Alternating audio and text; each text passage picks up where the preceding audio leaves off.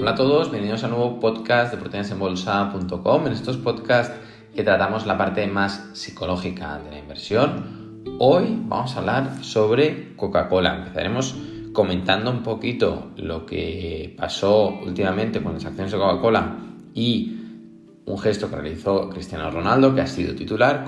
Sobre todo cuestionaremos, más que el gesto, los titulares que han ido detrás, y posteriormente hablaremos y nos centraremos principalmente en este podcast sobre las compras que realizó Warren Buffett en 1988, 1989 y 1994 de las acciones de Coca-Cola, y nos preguntaremos si en aquel momento las acciones de Coca-Cola eran de una compañía growth o una compañía value, porque hay mucha confusión sobre el value y growth, sobre todo por unas clasificaciones genéricas que se realizan, y lo veremos en este podcast. Hablaremos sobre estas compras, sobre los comentarios que realizaron en su carta anual Charlie Munger y Warren Buffett en 1988 con las primeras compras, y veremos de entender esta visión tan particular y que tanto nos gusta sobre la inversión en valor, sobre la inversión empresarial. Comentaremos también los resultados anuales de Coca-Cola de 1990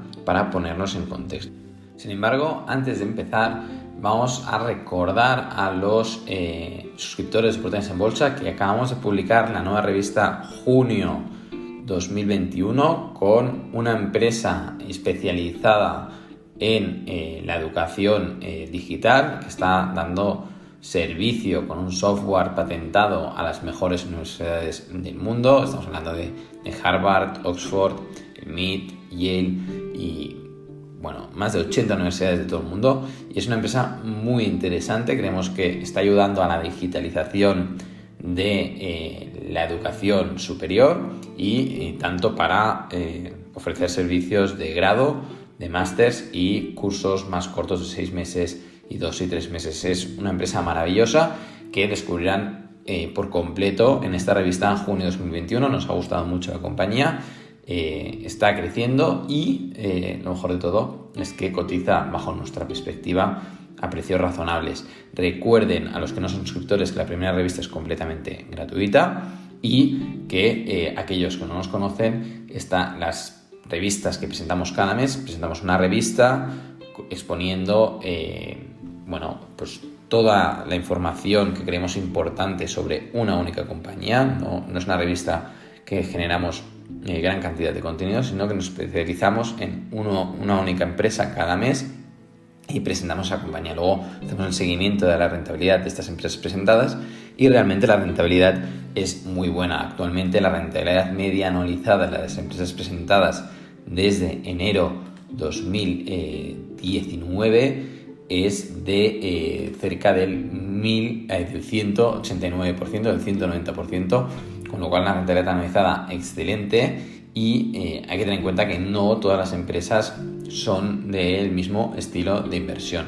Pero no vamos a entrar en detalles sobre las empresas que hemos publicado en Proteínas en Bolsa, porque hoy toca hablar de Coca-Cola. Coca-Cola no hace falta que tenga presentación, pero empezamos hablando sobre lo que pasó hace unos días con las acciones de Coca-Cola, que cayeron cerca de 1,6%, 2%, justo en el momento que Cristiano Ronaldo, en plena conferencia de prensa, les cogía unas botellas de Coca-Cola que tenía delante, las bajaba del mostrador y decía que él prefería beber agua. ¿Qué pasó? Que como las acciones de Coca-Cola estaban cayendo, la prensa, sobre todo más sensacionalista, más de portadas, pues ya aprovechó el momento para decir que Cristiano Ronaldo era el responsable de la caída de las acciones, de la cotización de las acciones de Coca-Cola de ese día, y por lo tanto eso había supuesto una pérdida de capitalización bursátil de cerca de 4.000 millones. Hay un artículo muy interesante en la revista Forbes. Nosotros no cobramos ni tenemos intereses sobre ni Coca-Cola, ni Forbes, ni ningún medio de comunicación que vamos a comentar en este podcast. Somos una empresa completamente independiente, pero sin embargo les vamos a dejar el artículo en el blog de Proteínas en Bolsa. Les vamos a poner el enlace porque es un artículo que nos gusta, nos parece interesante y pone en cuestión el hecho de que acostumbra a pasar mucho, y es un buen ejemplo, que normalmente se utilizan titulares con un único motivo por el cual caen las acciones, ¿no? Y en la revista Forbes hablan con un profesor de IS y, con ciertos argumentos demuestran que las acciones de Coca-Cola ya estaban cayendo antes de que Cristiano moviera las botellas de Coca-Cola, y con lo cual si empezaron a caer antes es imposible que el motivo fuera el movimiento de las botellas de Coca-Cola. Y por otro lado, el otro error común que nosotros desde Oportunidades en Bolsa siempre decimos es que nunca hay un único motivo que justifique los movimientos de los precios. Nunca, ¿vale? Y luego también han de recordar siempre que cuando unas acciones caen de precio, otras las están comprando, porque esto es una subasta. Si nadie comprara, se desplomarían de forma infinita hasta valer cero, ¿vale? Esto es una subasta constante de precios, y mientras unos vendes, otros compran, ¿vale? Les dejamos el artículo porque es interesante, pero principalmente lo que más nos ha gustado es por un motivo, por un lado, el hecho de que las acciones de Coca-Cola ya empezaron a caer antes de que moviera las botellas Cristiano Ronaldo, por lo tanto todavía no tiene suficiente capacidad de impacto para mover los precios de las acciones de Coca-Cola, Cristiano Ronaldo. Ya hemos visto que Elon Musk es capaz de mover las criptomonedas con sus comentarios en Twitter, pero de momento Cristiano Ronaldo esta capacidad no la tiene. Por otro lado, también comentan los comentarios que hace la UEFA sobre los patrocinadores y de dónde viene el dinero del fútbol. Y finalmente, y lo que más nos gusta, es el hecho de que demuestran de forma clara que no hay un único motivo por el cual se mueven las acciones, que cuando vean titulares de hoy el mercado de acciones ha caído porque el Fondo Monetario Internacional ha dicho esto, o el Banco Central Europeo ha dicho lo otro, o la Reserva Federal ha dicho no sé qué, cójanlo con pinzas. Sí que hay que ponerlo en contexto cada argumento y va sumando, pero es imposible de predecir por qué se mueven unas acciones al alza o a la baja un determinado día. Es completamente imposible. Y dicho esto, vamos a hacer un viaje en el tiempo, nos vamos a ir a 1990 y vamos a comentar un poco el informe anual de los inversores que publicaron Coca-Cola para los inversores en 1990. Y posteriormente veremos las operaciones, las compras que realizaron Charlie Munger y Warren Buffett a través de Berkshire Hathaway sobre la compañía de Coca-Cola. Empezamos con el informe anual. Si van a la página web de relaciones con los inversores de Coca-Cola, la norteamericana, la página web americana, pueden encontrar el informe anual de 1990. De todas formas, nosotros en nuestra página web de oportunidadesenbolsa.com, en el blog que colgaremos este podcast, también les vamos a dejar el enlace directamente con este informe anual. Es muy recomendable. Si son inversores en valor en el mercado de acciones, es muy recomendable echarle una ojeada a este informe anual por completo, porque se aprenden muchas cosas, porque en 1990 no podían predecir el futuro como nos pasa a nosotros ahora, pero ahora que ya han pasado 30 años, ¿no?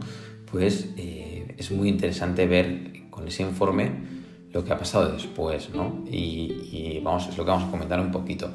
Hay que tener en cuenta que los inversores que entraron, que $100 invertidos en Coca-Cola de 1980, en 1980, se hubieran transformado en $1.200 en 1990. ¿De acuerdo? Si ese mismo inversor en 1980, esos $100 los hubiera invertido en el índice Standard & Poor's, en 1990, 10 años más tarde, hubiera obtenido $362. Esto nos lo muestran en este informe anual, y por lo tanto ya vemos que la rentabilidad en los últimos 10 años, en 1990, de Coca-Cola ya era superior al 1000%, ¿no? Por lo tanto ya nos está indicando qué tipo de compañía era y los inversores ya tenían miedo de seguir invertidos en Coca-Cola porque ya había subido mucho,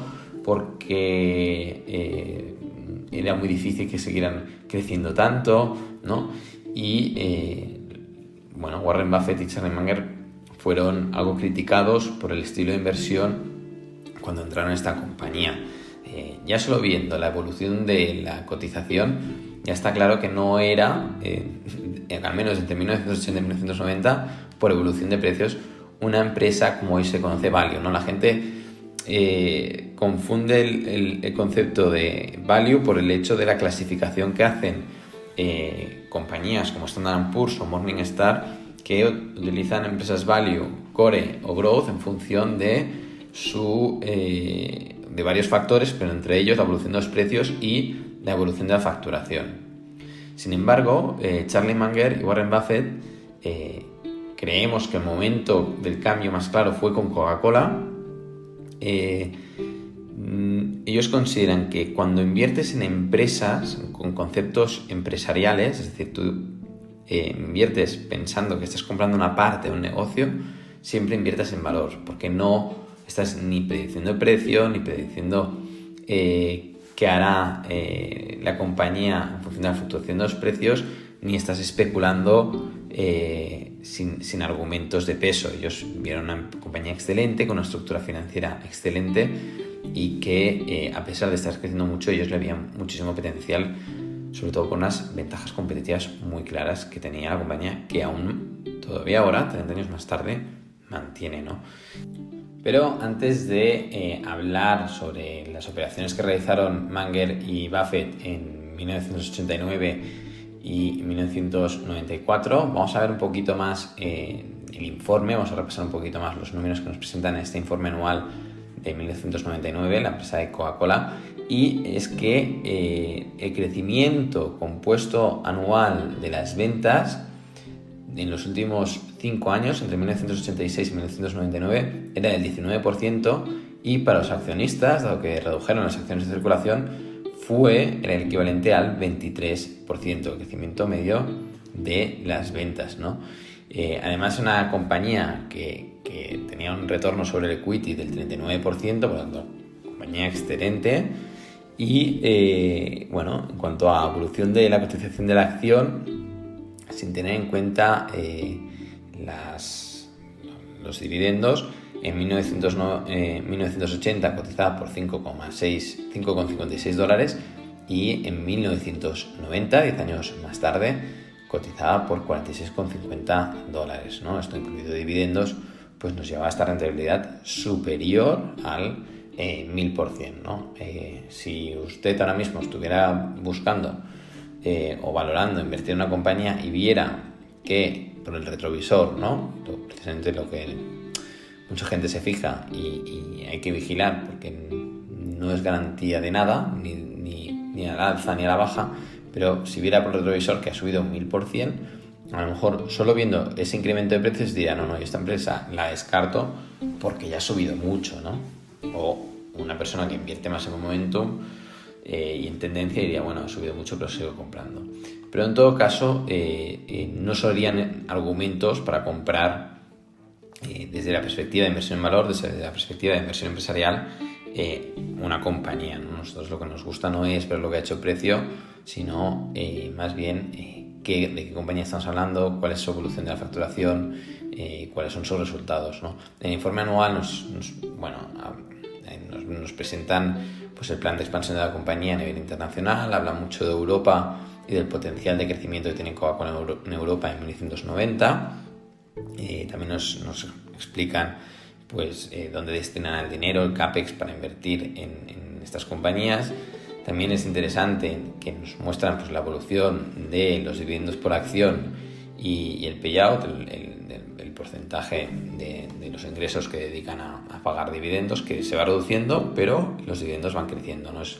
Era una compañía magnífica en 1990, todavía es muy buena empresa, pero era una empresa que realmente estaba creciendo muchísimo y los números sí lo demostraban, ¿no? En 1980 estaba facturando cerca de 4.600 millones y en 1990 1985 facturaba 5.800 millones y en 1990 10.000 millones, ¿no? Es decir, que en 10 años pues había más que duplicado la facturación, y eso manteniendo pues unos márgenes de beneficios buenísimos, ya que en 1980 ganaba unos 400 millones y en 1990 ganaba 1.300 millones. Por lo tanto, en 1990 ganaba más de un 10% neto de beneficios, ¿no?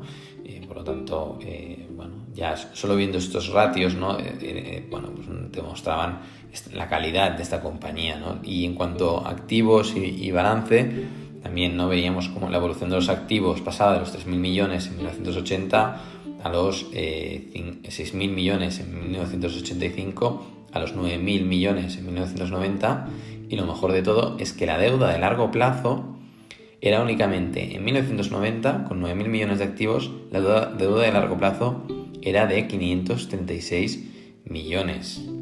Y en caja equivalente tenían casi 1.500 millones, ¿no? Esto te muestra pues en la calidad de la compañía. Sí que tenían deuda en total de deuda tenían 2.500 millones, pero de largo plazo, que es el lastre que sí o sí vas a tener, eran únicamente 500 millones, y es una compañía con activos totales de 9.000 millones. Por lo tanto, estructura financiera que también nos gustaba mucho, y bueno, es curioso, ¿no? Este mes, en la revista de este mes, también ha sido curioso que no es comparable con Coca-Cola, pero en el balance nos encontramos que de caja la compañía tiene 500 millones y la deuda de largo plazo es de 200 millones, ¿no? Es decir, en cualquier momento pueden liquidar la deuda, más o menos como pasaba con Coca-Cola en 1990.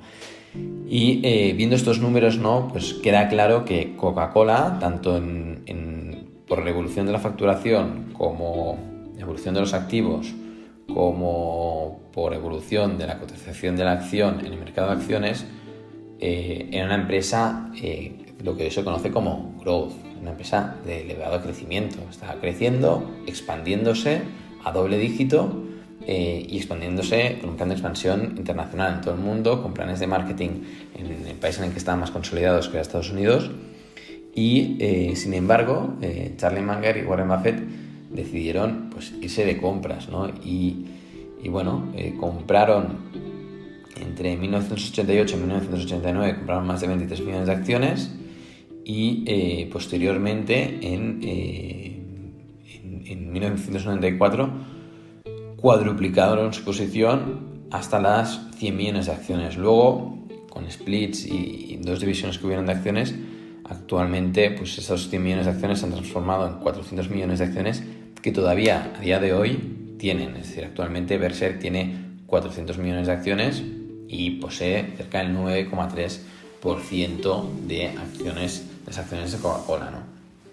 Y como decía Berkshire Warren Buffett en la carta anual de 1988, él explícitamente decía, ¿no? En 1988 realizamos compras importantes de préstamos hipotecarios federales y Coca-Cola. Esperamos mantener esos valores durante mucho tiempo. De hecho, cuando somos propietarios de partes de negocios destacados con administraciones importantes, nuestro periodo de tenencia favorito es para siempre, ¿no? Y se ha cumplido, es que siguen invertidos en Coca-Cola, ¿no? Creemos que se puede aprender mucho porque durante ese periodo se les puso un poco en duda esta compra, porque era una compra que no tenía nada que ver con la compra, la típica compra Graham, ¿no? Como decían Buffett y Munger, Graham compraría 200 colillas de cigarros a mitad de precio de lo que valen y se enriquecería gracias al incremento de los precios, ¿no? Pero cuando dicen ellos que son colillas, es decir, que son empresas que les quedan ya poco recorrido, que están muy baratas, ¿no? Y bueno, les queda poco recorrido de crecimiento. Ellos vieron una compañía que, pensando a largo plazo, creían que se iban a mantener las ventajas competitivas, que la estaban comprando cara según los retornos en el momento actual de cotización, pero ellos pensaron que para invertir a largo plazo en una compañía maravillosa y decidieron comprar esa compañía. Por lo tanto, el objetivo de este podcast es si ahora se preguntan Coca-Cola en 1988-1999 cuando realizaron las primeras compras, o en 1994 que siguieron comprando, si era una empresa value o era una empresa growth. Era una empresa excelente. La respuesta es era una empresa excelente porque para Munger y Buffett siempre compran en valor, porque ellos compran compañías, empresas, y les es igual lo que haya hecho el precio, y les es igual que esté facturando, creciendo a doble dígito o creciendo un dígito. Ellos lo que ven son una empresa excelente, con ventajas competitivas, con potencial de crecimiento a largo plazo, que es lo que les interesa, y no se preocupan si ha subido un 1000% en los últimos 10 años o se ha subido más, ¿no? En 1994, cuando volvieron a comprar, la compañía había seguido subiendo de precios, es decir, desde 1989 o 88, cuando realizaron las primeras compras, ajustado a dividendos, hasta 1994, la compañía había subido más de un 350% y volvieron a comprar. Y si contábamos desde 1980, ya hablábamos de una revalorización desde 1980 hasta 1994, de una revalorización superior al 3000%, incluidos dividendos, ¿no? Con lo cual, que vean que una empresa se ha revalorizado mucho, que haya muchos artículos diciendo que está muy cara y que vean que los ratios de valoración son elevados, no significa que no sea una buena empresa para la inversión en valor, teniendo en cuenta que cuando invierte en valor están invirtiendo en empresas, no está fijándose en los ratios de valoración, no está fijando en la evolución de los precios y no está fijándose en si crece mucho o crece poco. Se está fijando en si esa empresa va a seguir creciendo a largo plazo, va a mantener esas ventajas competitivas y si realmente cree en esa compañía.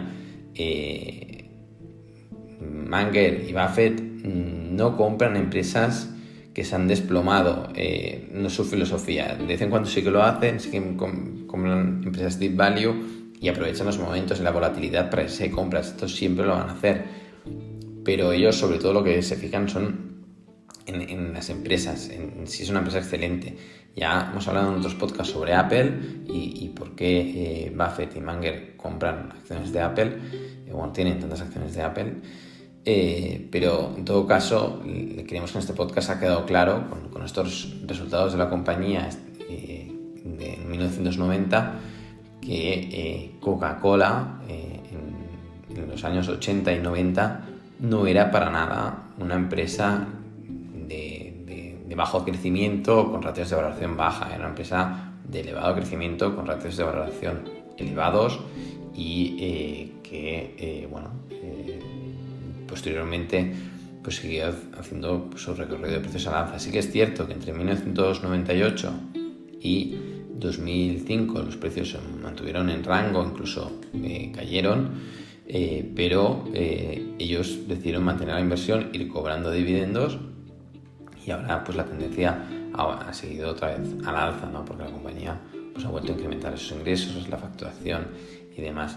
Esto es todo. Este es el podcast sobre Coca-Cola y Warren Buffett y los comentarios de Cristiano Ronaldo. Creemos que ha quedado claro el hecho diferencial sobre comprar en valor y comprar con grandes descuentos, el estilo de Graham de comprar empresas que se han desplomado, que están baratísimas y comprar cuando se reduce ese margen de seguridad. Es decir, Graham seguía más la filosofía de comprar con un gran descuento una compañía, ¿no?